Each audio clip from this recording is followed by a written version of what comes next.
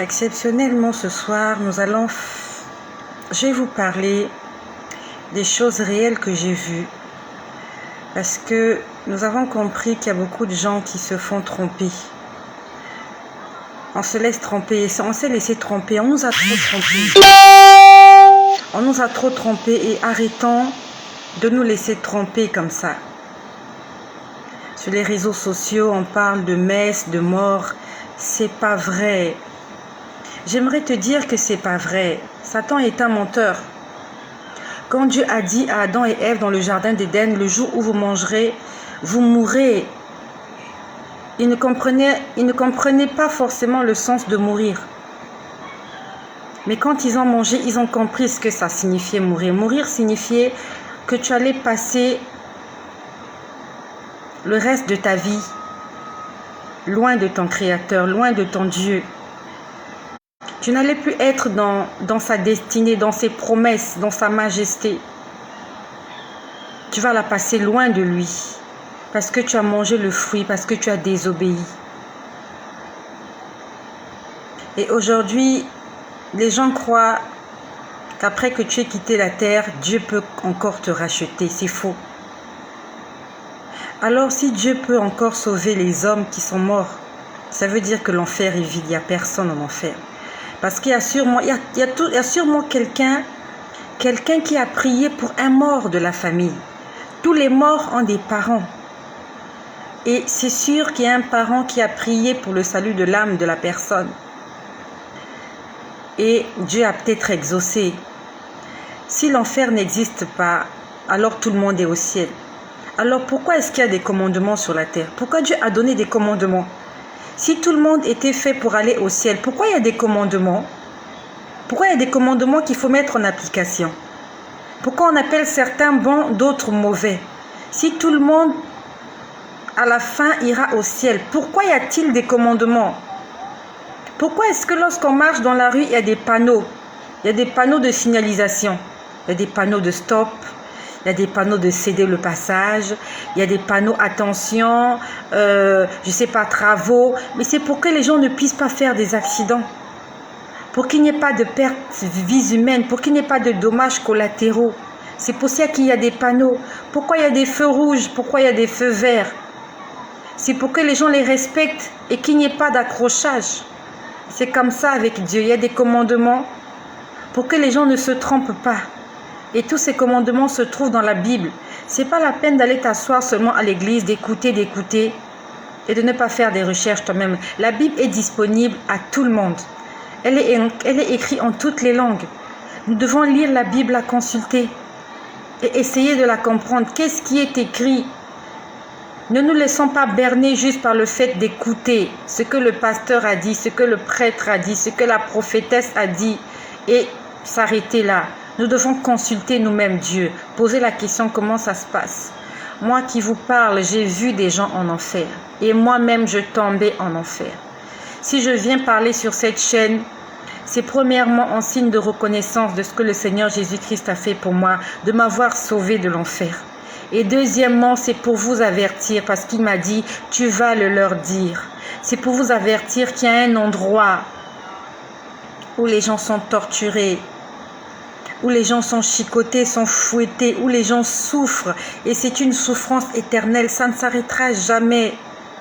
Et j'ai vu des gens même que je connaissais. Et ça fait plus de 30 ans que ces gens ont quitté la terre. Je pouvais les entendre, comment ils me parlaient. Ils me disaient, je suis ici. Depuis que je suis venue ici, on m'a enchaîné. Et ce que je vous dis, je lève ma main droite. Que je vous parle sous le contrôle du Seigneur. Ces choses sont vraies. Je ne viendrai pas vous jurer au nom de Dieu sur des choses qui ne sont pas vraies, sinon je serai maudite. Mon ami, l'enfer existe. Ma soeur, mon frère, l'enfer existe. Le paradis aussi existe. Il faut que nous puissions faire le choix de là où nous voulons passer notre éternité. Nous devons faire le choix. Même si tu es né de nouveau, tu es baptisé, tu fais le service à l'église, si tu marches dans la désobéissance, tu n'iras pas au ciel. Je suis désolée parce que j'ai vu des chrétiens en enfer. J'ai vu des pasteurs en enfer. J'ai vu un évêque en enfer. Et je vous parle sous le contrôle du Seigneur. Ce n'était pas des rêves, c'était la réalité. Ce n'est pas dans le sommeil où j'ai rêvé et je viens ici pour vous raconter des choses. Non. J'ai vu des hommes aller en enfer avec des Bibles en main. J'ai vu des musulmans en enfer. J'ai vu des Chinois en enfer. J'ai vu des petits enfants aller en enfer.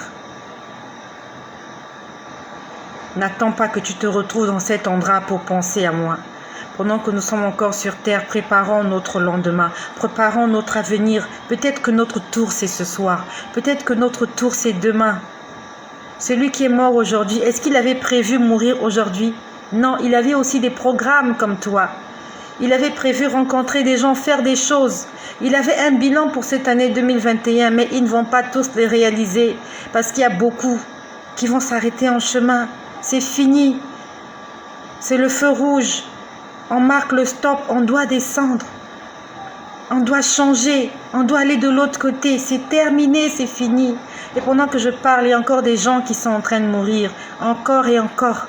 Tout à l'heure, je crois que c'était hier ou avant-hier, j'ai vu des commentaires sur Facebook. Il y a une jeune fille qui s'est fait assassiner par son petit ami parce qu'elle était enceinte et qu'elle ne voulait pas avorter. Vous êtes sûr que cette fille-là, elle savait qu'elle allait mourir ce jour-là? On lui a tendu une embuscade. Le monsieur lui a sûrement dit, viens, on va discuter. Elle s'est lavée, elle s'est habillée, elle s'est maquillée. Elle a pris son taxi, elle est partie sans savoir qu'elle était en train de payer son billet d'avion. Elle était en train de payer son billet de taxi pour aller se faire assassiner par le père de son enfant. Morte sans maladie. C'est pas le Covid qui l'a tuée. C'est pas le sida qui l'a tuée.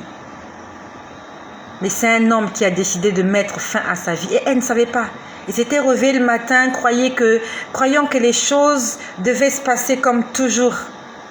Elle ne savait pas que c'était le dernier jour de sa vie. Et j'aimerais te poser la question. Tu es sûr que cette fille qui s'est fait assassiner, est-ce qu'elle est montée au ciel? Premièrement, elle s'est fait assassiner parce qu'elle refusait d'avorter.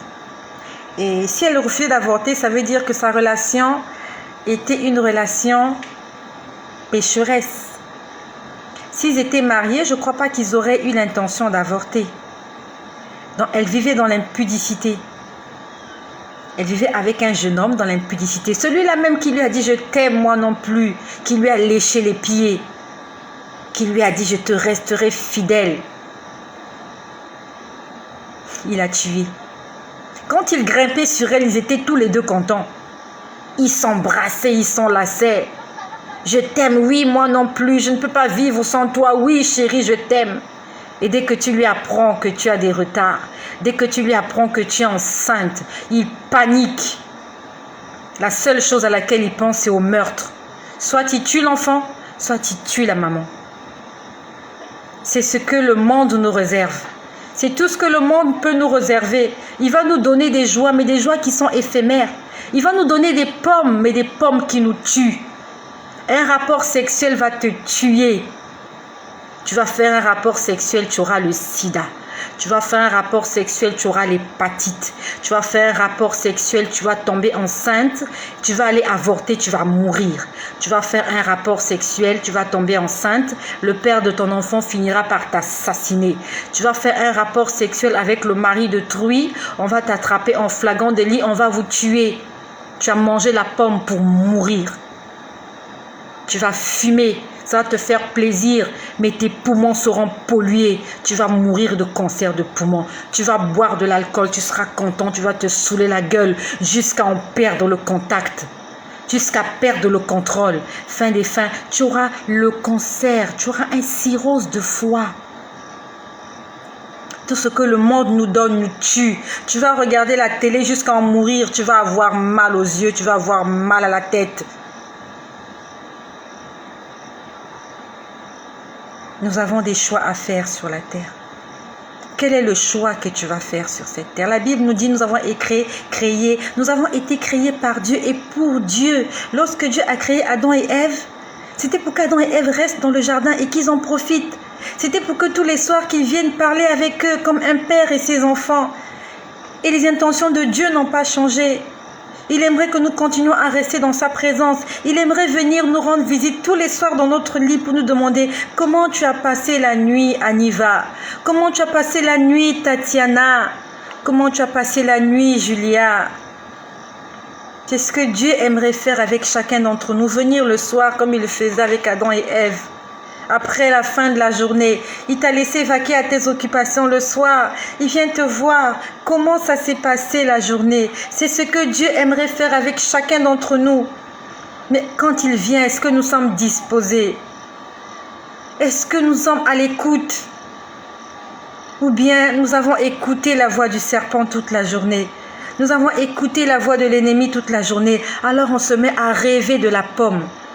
Alors on se met à regarder la pomme de loin, on se met à la convoiter. Non seulement nous l'avons convoitée, nous finissons par la manger. Et alors, nous passons notre éternité loin de la présence de Dieu.